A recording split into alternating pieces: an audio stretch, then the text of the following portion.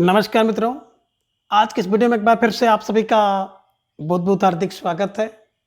हम आशा करते हैं कि आप सभी स्वस्थ होंगे, मस्त होंगे और पूरी तरह से अपनी तैयारी में व्यस्त होंगे। तो मित्रों, आज के इस वीडियो में हम विगत सभी परीक्षाओं में पूछे गए कारक से संबंधित सभी प्रश्नों को व्याख्यात्मक तरीके से हल करेंगे।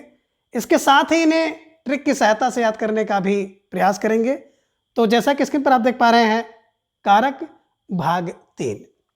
अब प्रश्न संख्या 1 है कि कर्म कारक के लिए प्रयुक्त होने वाला चिन्ह है और इसी कारक चिन्ह को आप विभक्ति भी कहते हैं, इसे ध्यान में रखिएगा।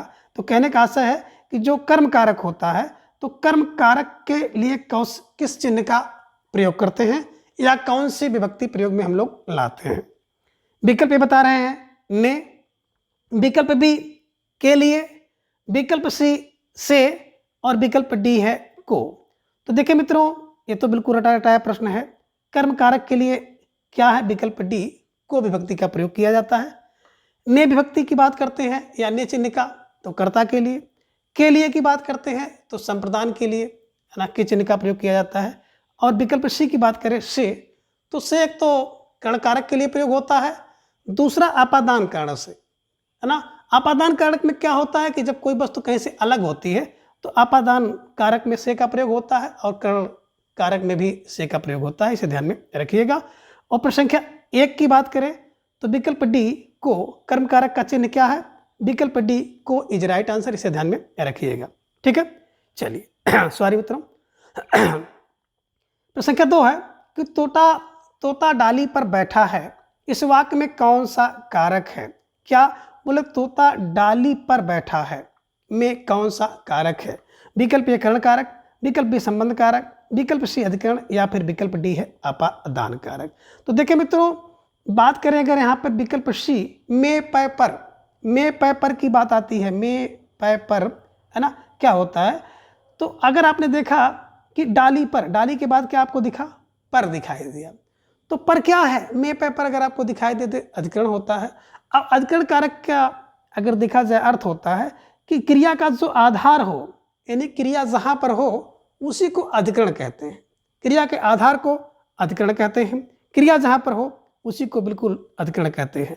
तो क्रिया कहाँ, बैठना क्रिया कहाँ पे हो रही? बोले डाल पर, है ना। आप पढ़ रहे हैं कहाँ? बोले क्लास में, तो कक्षा में। आप मैच कहाँ हो रहा? मैदान में हो रहा है। तो क्रिया का जो आधार हो रहा है जहां पर हो उसे अधिकरण कहते हैं।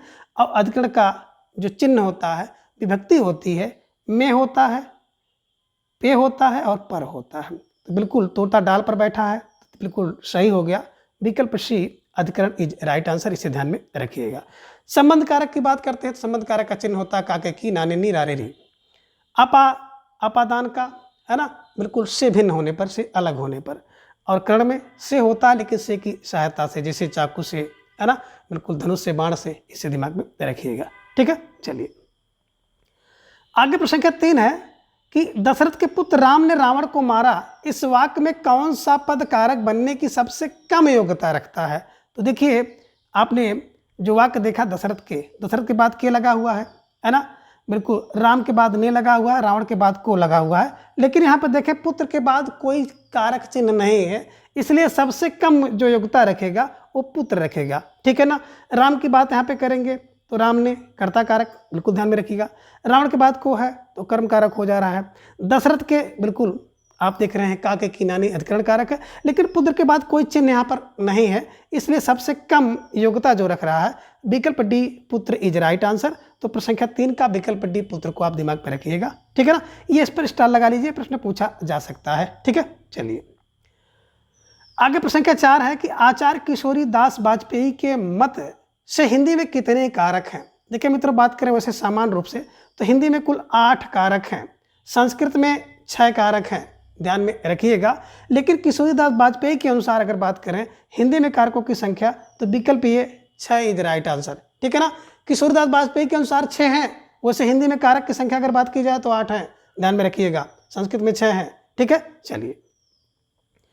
तो प्रश्न संख्या 5 है कि मेरे घर से आपका घर 5 किलोमीटर दूर है, इस वाक्य में घर से में कौन सा कारक है? मेरे घर से आपका घर 5 किलोमीटर दूर है। हमने बताया था कि अपादान कारक में क्या होता है, एक वस्तु दूसरे वस्तु से अलग हो रही है, दूर हो रहा है, और जब वहाँ पर से लगा हो तो बिल्कुल दूरी के अर्थ में, भिन्न के अर्थ में, अलगाव के अर्थ में तो अपादान कारक होता है।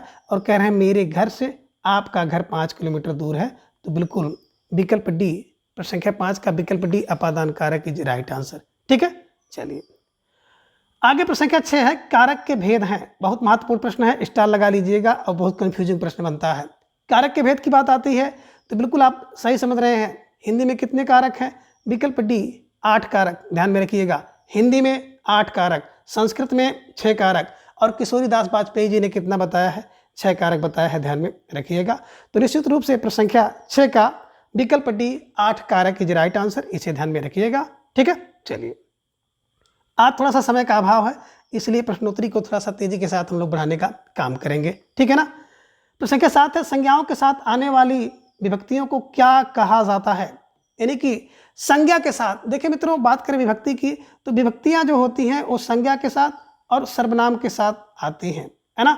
अब संज्ञा के साथ जब कोई विभक्ति लगती है तो अलग से लगती है। अब जब कोई विभक्ति संज्ञा के साथ लगेगी तो अलग से लगेगी, तो अलग से है तो इसका मतलब है विश्लिष्ट है। क्या है, विश्लिष्ट है। और सर्वनाम के साथ जब कोई विभक्ति लगती है तो उसके साथ जुड़ जाती है, उसी में जुड़ जाती है, उसे कहते हैं संश्लिष्ट। जैसे एक विभक्ति है राम का, अब राम संज्ञा है तो राम के साथ विभक्ति का लगती है तो कहाँ पे है, विश्लिष्ट है, अलग लगी है ना, तो राम का। लेकिन अगर उस शब्द सर्वनाम है उसके साथ अगर विभक्ति लगी का तो उसका लग जाता है, उसके साथ जुड़ता है, संश्लिष्ट है। तो ध्यान में रखिएगा। मेरे ख्याल से आप इसको सही ढंग से समझ गए होंगे कि विश्लिष्ट क्या है और संश्लिष्ट क्या है। ठीक है ना। तो संज्ञा के साथ जब विभक्ति लगेगी तो विश्लिष्ट रूप से लगेगी, संज्ञा के पीछे लगेगी, बाद में लगेगी। लेकिन सर्वनाम के साथ लगती है तो उस सर्वनाम में जुड़ जाती है ना, संश्लिष्ट रूप में लगती है, इसे ध्यान में रखिएगा। और प्रश्न संख्या 7 का विकल्प बी को आप सही करिएगा। ठीक है, चलिए आगे प्रश्न संख्या 8 है, वह कार मेरी है, इस वाक्य में कौन सा कारक है। कार मेरी है, कार मेरी है, मेरा मेरी, तेरा तेरी, है ना। इसका मतलब क्या हो गया, बिल्कुल सही हो गया, संबंध हो गया, है ना। तो इसे ध्यान में रखिएगा, रा रेरी नाने नी काके की, है ना। तो प्रश्न संख्या 8 का विकल्प बी संबंध कारक इज राइट आंसर। आगे है प्रश्न संख्या 9, उसने उसे छल से पराजित किया, उसने उसे छल से पराजित किया में कौन सा कारक है। कर्ता का तो ने होता है ना। कर्ण की बात करते हैं, जब सहायक जो हो, जिसकी सहायता ली जाए किसकी, क्रिया में, तो क्रिया की सहायता जो करता है उसे कर्ण कहते हैं। तो पराजित किया किससे किया, छल से, तो ध्यान में रखिएगा विकल्प भी कर्ण कारक है। अपादान की बात करते हैं तो क्या होता है, जहाँ से कोई वस्तु अलग हो, दूर हो, भिन्न हो, उसमें अपादान कारक होते हैं, है ना। कर्म कारक, कर्ता अपनी जब क्रिया करता है तो कर्ता अपनी क्रिया को करने के लिए जिसे सबसे ज़्यादा चाहता है उसे कर्म कहते हैं, और कर्म कारक का चिन्ह होता है को। ठीक है ना। तो बिल्कुल उसने छल से पराजित किया, विकल्प बी कर्ण कारक इज राइट आंसर, इसे ध्यान में रखिएगा। और प्रश्न संख्या 9 का विकल्प बी को आप सही कर लीजिएगा। ठीक है, आगे प्रश्न संख्या 10 है कि उससे अच्छा तो आप हैं, उससे अच्छे तो आप हैं में कौन सा कारक है। विकल्प अधिकरण, अधिकरण में पेपर होता है, यानी क्रिया का जहाँ पे आधार हो उसे अधिकरण कहते हैं। विकल्प बी की बात करते हैं अपादान, अपादान में क्या होता है, जहाँ से जो एक वस्तु दूसरी वस्तु अलग होती है उसे अपादान कहते हैं। बात करें विकल्प सी की कर्ण, यानी कि क्रिया करने में जो सहायता हो उसे कर्ण कहते हैं। और विकल्प डी संबोधन है, तो संबोधन का मतलब होता है किसी को बुलाने में, पुकारने में आवाज़ जो दी जाती है, जो शब्द दिए जाते हैं उसी को संबोधन कहते हैं। तो निश्चित रूप से उससे अच्छे तो आप हैं, उससे अच्छे तो आप में है कौन सा कारक है, तो निश्चित रूप से है ना, उससे अच्छे हो रहे हैं। जब किसी की तुलना की जाए तो अपादान कारक होता है, इसे ध्यान में रखिएगा। तुलना के योग में अपादान कारक है। प्रश्न संख्या 10 का विकल्प भी अपादान इज राइट आंसर। प्रश्न संख्या 11 है, कर्म कारक की व्यक्ति है, तो बिल्कुल कर्म को, कर्ता ने कर्म को, है ना, विकल्प सी कर्म कारक की व्यक्ति को होती है, कर्ता की ने होती है, से कर्ण कारक और अपादान की होती है, में पेपर अधिकरण का होता है, ध्यान में रखिएगा। ठीक है, चलिए आगे है प्रश्न संख्या 12 है, कर्ण कारक किस वाक्य में है, किस वाक्य में कर्ण कारक है। राम को फल दो, राम को फल दो, बिल्कुल राम को फल दो, तो भैया यहाँ पे फल देने की बात आ रही है, संप्रदान कारक है ना, राम को फल दो।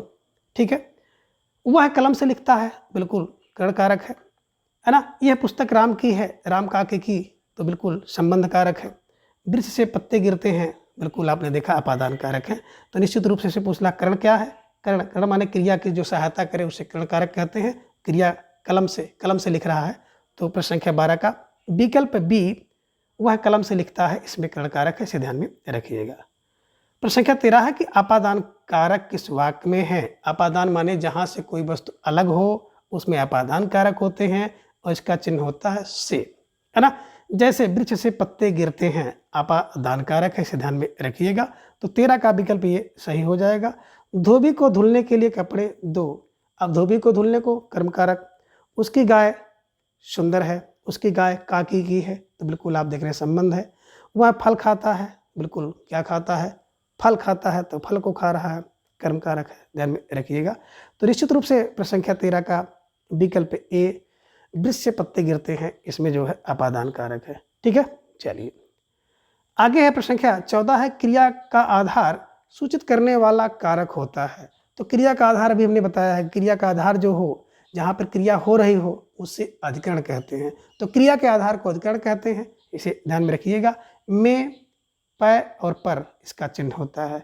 तो बिल्कुल प्रश्न संख्या 14 का विकल्प सी अधिकरण कारक is right answer. Most important प्रश्न ध्यान में रखिएगा, स्टार यहाँ पे लगा लीजिएगा। आगे प्रश्न संख्या 15 है कि वह घर से बाहर गया। इस वाक्य में कौन सा, है ना, इस वाक्य में से कौन सा कारक है ना। घर से बाहर गया तो निश्चित रूप से अलग हो रहा है, भिन्न हो रहा है, दूर हो रहा है, तो विकल्प डी अपादान कारक इज राइट आंसर। कर्ता कारक का चिन्ह ने होता है, कर्म कारक का चिन्ह को होता है, कर्ण कारक का चिन्ह से होता है, लेकिन क्रिया की जो सहायता करता है, जो साधन होता है, उसे कर्ण कारक कहते हैं। ठीक है ना मित्रों, इस प्रकार से ये जो 15 प्रश्न हैं जो कि कारक से संबंधित हैं, आपकी विगत परीक्षा में पूछे गए हैं। आई होप आपने अच्छी तरह से इन्हें देखा होगा, अपने आप में आत्मसात कर लिया होगा और अपनी तैयारी को भी परखा होगा, और इसी के आधार पर आपको आगे की जो परीक्षा के लिए तैयारी भी करनी है। तो आज के इस वीडियो में बस इतना। अगले वीडियो में फिर हम इसी तरह से किसी एक नए टॉपिक के साथ उपस्थित होंगे। तब तक के लिए धन्यवाद, नमस्कार, बाय।